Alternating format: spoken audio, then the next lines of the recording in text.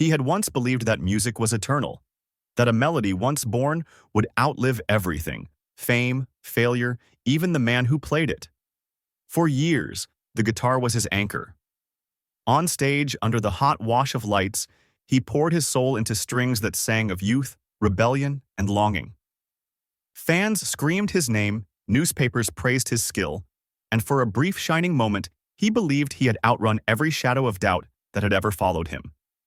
But applause is a fragile currency. Fame fed him, then betrayed him. Nights grew longer, the pressure heavier, the silence after shows unbearable. To fill it, he reached for a bottle, then for powders and pills. What began as a quick way to sleep became a ritual, then a dependency, then a cage. Soon, the music slowed. Notes faltered. The man who once played with fire now stumbled on stage, his guitar heavy in hands that trembled. The band broke apart. His family left, unable to watch him disappear piece by piece. Promoters stopped calling. Friends stopped visiting. One night, staring at his guitar in the corner of a dark room, he realized the truth. The instrument was silent, not because it had broken, but because he had. The descent was long. He drifted through years in a haze of addiction. Cheap bars, half-empty rooms, an endless cycle of promises and relapses.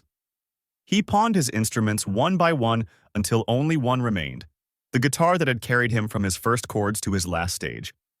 It sat in silence, gathering dust.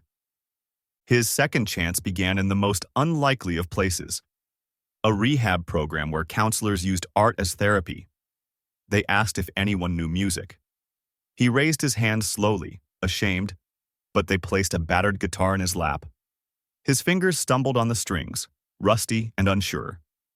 But as the first chords rang out, something shifted. For the first time in years, he felt alive. The guitar, though silent for so long, still spoke. And he listened.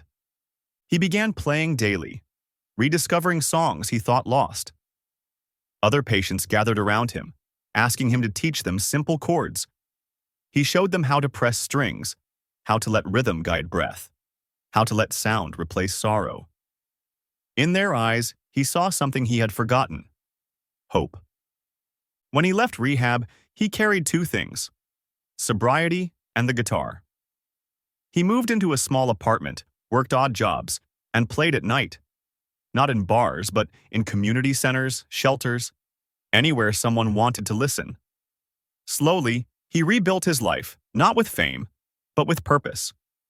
One day, a counselor invited him to teach music to children in a recovery program. These kids carried their own scars, parents lost to addiction, neighborhoods heavy with despair.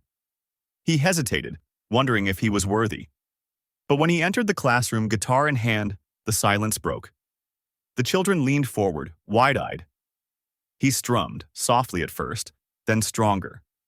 The room filled with sound, with possibility. He taught them not just chords, but courage. Music, he told them, isn't about being perfect. It's about being honest. It's about turning pain into sound. The children learned quickly. Their small fingers stumbled, then soared. Soon, they played together, laughter mixing with melody. He found himself again, not in stadiums, but in the glow of a child smiling at her first song. His days filled with lessons, rehearsals, recitals. He watched children who had once been silent stand tall, guitar in hand, proud of the noise they could make. Years passed. His name never returned to billboards. Fame remained a ghost of the past. But something greater replaced it. He became a mentor, a guide, a living reminder that silence is not the end.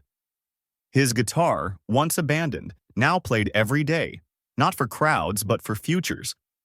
The man who had been consumed by addiction became the man who taught resilience. The father who had once lost his family rebuilt connections, not by apologizing endlessly, but by living truthfully.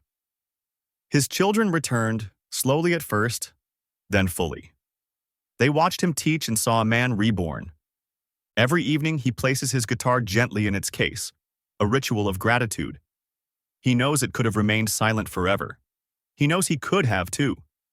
But both found a second chance. The music did not save him. He saved himself through the music. And now every note he plays carries a message that no silence is permanent, and every broken song can begin again.